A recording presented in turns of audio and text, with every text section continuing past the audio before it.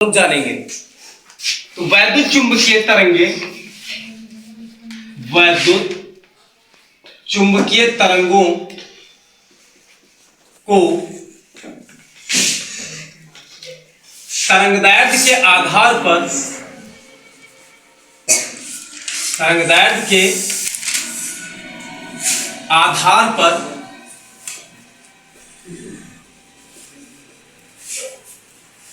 क्रम में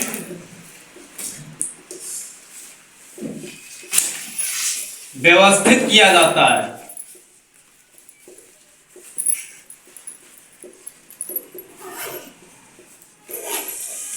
इसी क्रम को वैद्युत चुंबकीय स्पेक्ट्रम कहते हैं बेटा।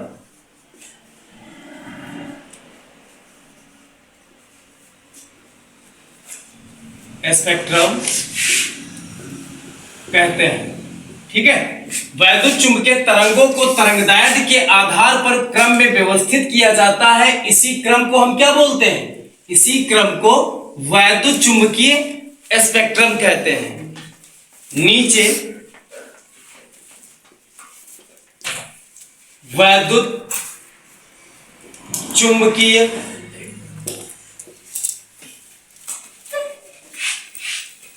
तरंगदैर्घ्य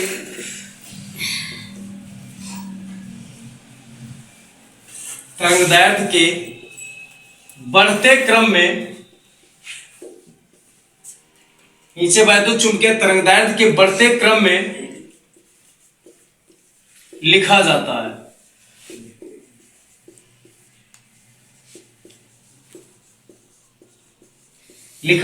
है।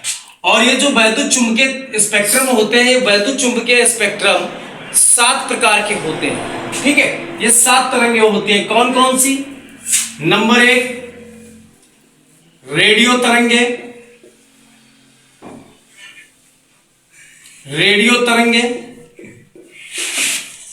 नंबर 2, ये इनके उदाहरण है, ठीक है, उदाहरण है ये कि वैद्युत चुंबकीय स्पेक्ट्रम का ये उदाहरण है। उदाहरण में जैसे रेडियो तरंगे। Number 2 microwave. नंबर 3 अवरक्त।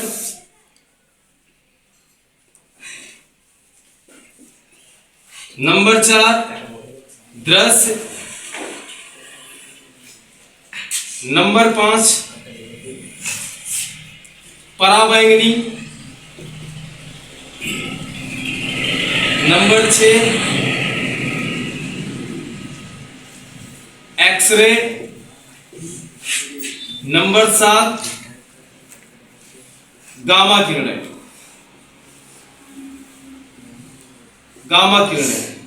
ये जो है, ठीक, नंबर 5 गामा।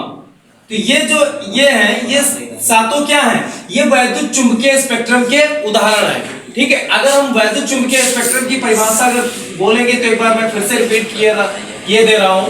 वैद्युत चुंबकीय तरंगों को तरंगदैर्घ्य के आधार पर क्रम में व्यवस्थित किया जाता है। इसी क्रम में व्यवस्थित करने की घटना को हम क्या बोलते हैं? वैद्युत चुंबकीय स्पेक्ट्रम कहते हैं, ठीक है। यानी वैद्युत चुंबकीय तरंगों को तरंगदैर्घ्य के आधार पर क्रम में व्यवस्थित किया जाता है। इसी क्रम में व्यवस्थित किया जाता है।